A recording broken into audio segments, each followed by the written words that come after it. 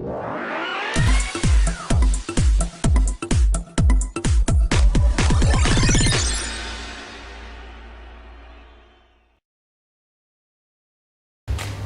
cinquantaine de matchs avec la sélection nationale française.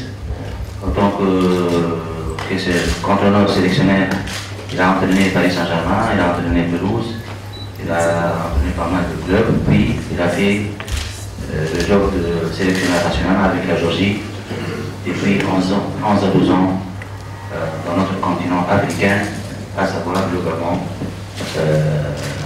le Mali à deux reprises et le Sénégal. Donc cette expérience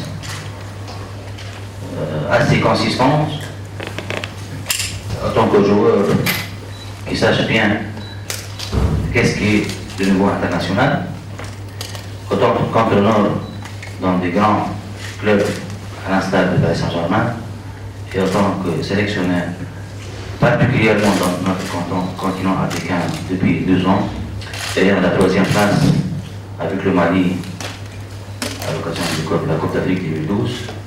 Donc toute cette expérience a fait que de M. Chégès un candidat potentiel pour être sélectionné l'équipe nationale senior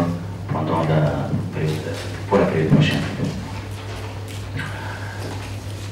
Je ne vais pas tarder à céder la parole à M. Gérès et puis je vous donne l'occasion de poser des questions si vous avez des questions à poser. Et à la fin de séance, on reprendra à vos questions et celui des interviews, comme presse, la parole des radios, les télévisions, la presse écrite et électronique. Donc soyez la bienvenue encore une fois. Merci. Nous avions, sur le plan personnel, déjà une relation avec le président. Il se trouve que les destinées font qu'on s'est retrouvés à travers justement cette discussion qui a été très constructive, la preuve, et en même temps qui a été, je dirais, très rapide et très simple. Voilà pour arriver maintenant à ce poste. J'en suis très fier de diriger cette équipe. Je sais ce que représente l'équipe nationale d'Élysée, bien sûr pour le football ici du pays, également ce que représente à l'échelle du continent. C'est une équipe nationale qui est toujours au niveau de ses performances les plus grandes nations africaines. Et la preuve c'est que l'équipe de Tunisie était présente à la Coupe du Monde, quand on sait qu'il n'y a que 5 pays africains qui étaient représentés. Voilà, donc tout ça c'est une fierté de diriger une équipe comme ça. Je pense que je ne vais pas m'étendre encore dans le détail, peut-être dans l'occasion à travers les questions que vous poserez. Simplement vous dire que le président a rappelé mon parcours sur le continent africain. À chaque fois que je suis venu dans le continent, prendre une équipe nationale, on prend une équipe nationale en fonction de la situation qu'elle est dans son pays. Je ne vais pas citer les pays, j'ai eu des équipes à construire, j'ai des équipes à reconstruire. Ici, j'arrive dans un pays, ici en Tunisie, avec une équipe nationale qui existe, qui est déjà construite, qui a sa base, son ossature. Et donc, il faut continuer à améliorer, à développer, parce que, évidemment, le football, étant ce qu'il est, on ne peut pas rester toujours à attendre et se contenter de ce que l'on est, mais simplement viser l'excellence, toujours améliorer et aménager les possibilités pour toujours être plus performant. Voilà un petit peu dans quel cadre on a évoqué avec le président et les instances ici de la fédération sur le travail qu'il y aura et que j'aurai à mettre en place avec la sélection. Voilà. Sur le plan personnel, je pense qu'on aura l'occasion, je pense que ça se fera à bonne intelligence, les exigences que nous aurons sur un plan général et puis sur le plan personnel particulier. Je serai toujours ouvert à vos demandes à partir du moment où on pourra les organiser avec ici les services qui pourra permettre que les échanges peuvent être constructifs pour les uns et pour les autres et surtout informer le public de la façon dont l'équipe nationale, dont ils sont les premiers supporters, je la traite et je la dirige. Voilà. Merci pour votre accueil. Je suis à votre disposition. الجزائر محسوبه في الفاتوره بتاع الجلاس والسؤال الثاني يعني ما حدا من المساعدين شكون يستخدموا على تجديد الثقه في ورق العقد وما كذلك وتستعيدها واذا لم يكن لديك مانع انه تعطيه في اطار الشفافيه والمعروف وحتى ما نقدروش ندخلوا في المبالغ هو كم تكلف لنا على الجلاس الامتيازات الماليه بتاعه شكرا.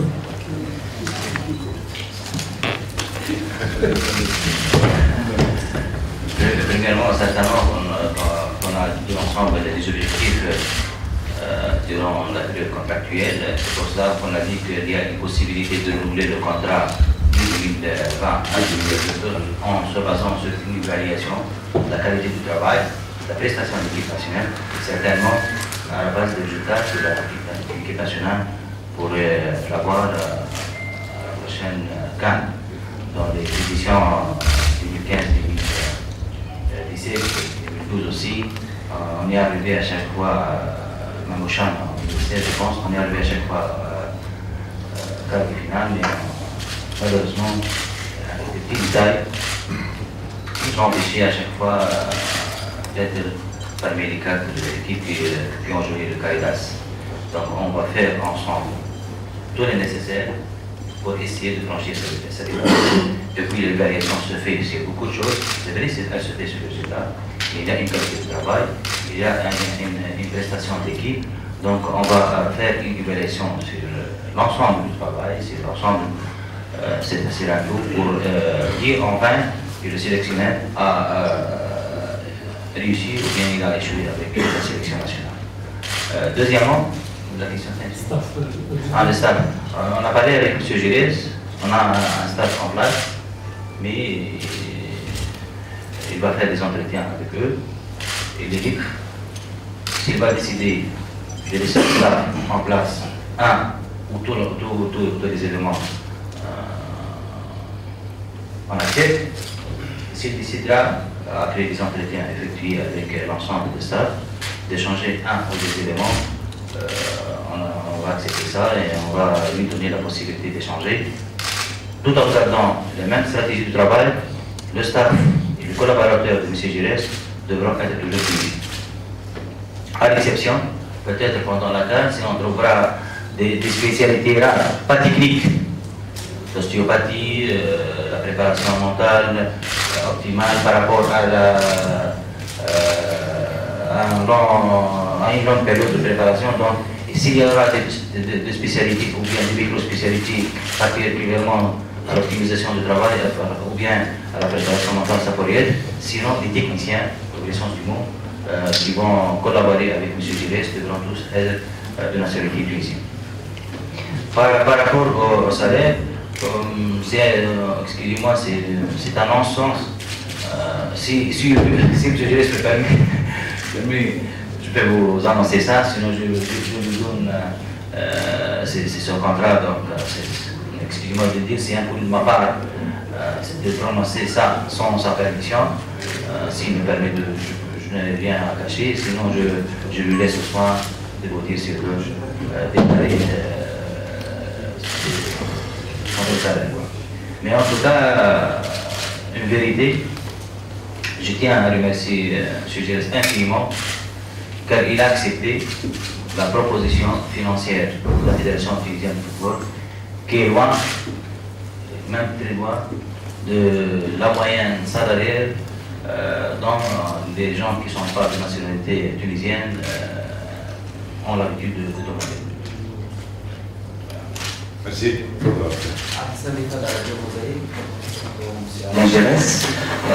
Comment vous qualifiez votre commission à la tête de la sélection tunisienne après un mandat et la prochaine CAN? Déjà, si vous permettez, moi j'ai suivi la Coupe du Monde, évidemment, j'étais même sur place. La Tunisie n'a pas été gâtée dans le groupe de cette Coupe du Monde, parce qu'au final, la Tunisie se retrouve avec 2 demi-finalistes. Donc la galerie, c'est quand même assez impressionnant. Et je dirais que sur l'ensemble, sur la tenue, bon, il y a le seul, ça s'est joué à pas grand-chose, sauf ce match contre la Belgique. Voilà, mais après vous avez le 3e et le 4e, c'est sorte de ce groupe-là. Donc, les circonstances ont fait que malheureusement, il y a eu ce résultat-là au milieu. Mais l'équipe a encore besoin au niveau le plus élevé, parce que si on parle de Coupe du Monde, là on est dans la dimension suprême du football, comme ça peut l'être dans une CAN, d'arriver à maîtriser tous les éléments, tous les paramètres d'une phase finale. Des qualifications existent, elles se passent ici sur le continent, et il y a des phases finales. On voit que le président l'a évoqué, les qualifications se réussissent relativement correctement, et après on passe à la phase finale. Pour le moment en Cannes, ça bloque au niveau des 4 finales. Voilà, donc on est dans la perspective objective de faire passer en famille. C'est une évidence de se dire que d'envisager une demi-finale. Donc voilà, avec l'équipe, avec, comme je disais, cette base d'équipe qu'il y a, qui n'est pas une équipe, là je ne rentre pas dans le thème, qui n'est pas renouvelée. On n'est pas face à une équipe qui, de le coup, à travers cette Coupe du Monde qui vient de se dérouler, où ça donne une équipe complètement à la dérive. Ce n'est pas le cas. C'est pas tout le cas. Donc voilà, c'est continuer à faire passer au palier, ce fameux palier qui fait ce qu'on arrive à atteindre des objectifs qui sont, je veux dire, énoncés par la fédération, qui me paraissent être dans les cordes des possibilités de la sélection. وقعد بعد الكنزاري ومراد خاطر نتاع طلاوه نجم نقولها مش عيب باش نقولوا الحقيقه. الجامعه دخلت انا التدخل نتاعكم المره هذه الدكتور ذكرني كيف عندنا الموسم الفارط وقتها مشينا عملنا ستاج نتاع قطر وكل شيء المنتخب اللي ضاع شويه ضيع شويه في البلد. عودوا تونس تدخلت وقت جبت جوارات من فرنسا وعملت المقابلات وكل شيء. معناتها الوضعيه الحاليه ذكرت في الوضعيه هذيك معناتها الجامعه خرجت في الوقت المناسب. برافو لكم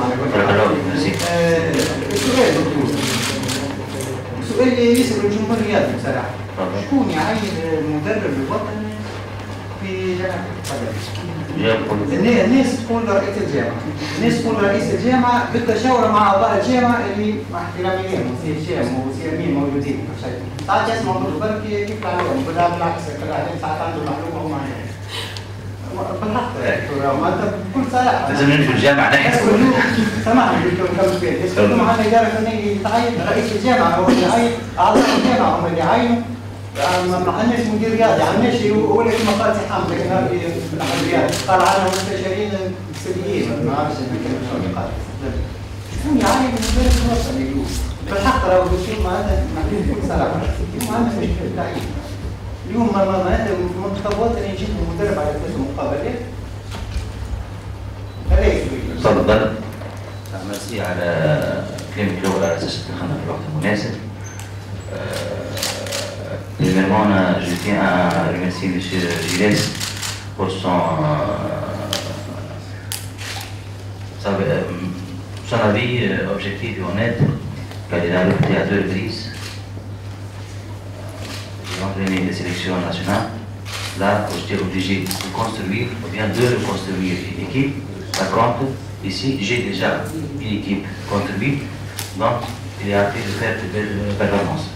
Donc, c'est une évaluation objective et honnête, et ça donne plus de mérite à ces précédents. Je connais la sélection nationale. Pourquoi cette question ne se pose pas à un président du club? Secondo, je vous jure que tous les membres fédéraux sont à la page et ont participé à cette décision. S'il y en a un qui dit non, regardez. Donc, on n'est pas appelé à dévoiler quotidiennement on a nos communications et nos échanges par rapport à un choix ou à un autre. Donc, on est parti sur une liste de 5-6 sélectionnés. D'un jour à l'autre, la liste se rétrécit. Enfin, on s'est concentré tous et on a décidé tous que le profil adéquat par rapport à une telle sélection ne peut être dans la situation actuelle que M. Gilles et la décision a été prise d'une façon collégiale. De la fédération, que je prends acte évidemment. Moi je suis employé de la fédération. Donc aujourd'hui, comme l'a dit le président, cette perspective, elle existe. Elle existe. Je ne vous en dis pas plus parce que ça va vite, ça va vite être diffusé, etc. Presque que déjà le joueur est déjà là. Donc voilà. Mais c'est quelque chose pour un sélectionneur, à partir du moment où ça correspond aux décisions des instances, ça fait partie aussi des démarches à faire pour se donner la possibilité ou pas de. Voilà. Effectivement, vous avez évoqué un élément que je peux avoir et qui ne dérange rien. En plus, Séville, c'est un endroit qui me rappelle des souvenirs. Donc, voilà. Vous voyez, j'étais il n'y a pas longtemps pour faire une émission de télé. Si je dois y revenir, ça sera un plaisir. Mais si ça rappelle forcément des souvenirs peut-être un peu douloureux pour moi. Mais bon, là, je viendrai pour la bonne cause de la sélection. Merci. Dernière question. Coach, parlons effectif. Comment vous voyez l'ensemble des joueurs? Là, je suis à l'étude plus précise de l'effectif, de connaître encore mieux les joueurs par les matchs, par les mises en place des équipes. J'apprends, j'analyse tout cela, et après, avec l'aide de toutes les personnes qui connaissent les joueurs, qui me compléteront tous les éléments dont j'aurai besoin, les questions que je poserai après avoir moi-même pris connaissance des joueurs. Je poserai des questions que j'aurai besoin pour compléter et bien connaître les joueurs. Et puis un autre élément qui est important, les rencontrer les joueurs, échanger avec eux, se présenter, présenter la façon dont je vais fonctionner, ce que j'attends d'un sélectionné, d'un joueur international. Vous savez, être joueur professionnel de club, c'est une chose. Être joueur professionnel international, donc représentant son pays, c'est autre chose. C'est autre chose. Quelquefois, on se dit, il y a de très bons joueurs dans les championnats, et puis on a du mal à comprendre pourquoi ça passe pas. Mais sincèrement, c'est un autre. Donc il faut avoir la capacité de pouvoir franchir ce palier. Et ça sera à travers ça, parce que pour moi, déjà la première règle, c'est que un entraîneur, un joueur vient à l'équipe nationale parce qu'il le désire et il en a envie.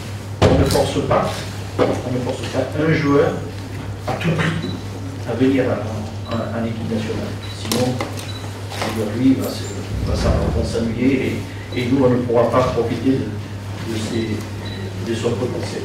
C'est un avis même à distance. Alors, vous savez, la Tunisie s'appuie sur une équipe qui a un point fort, c'est son collectif, son organisation.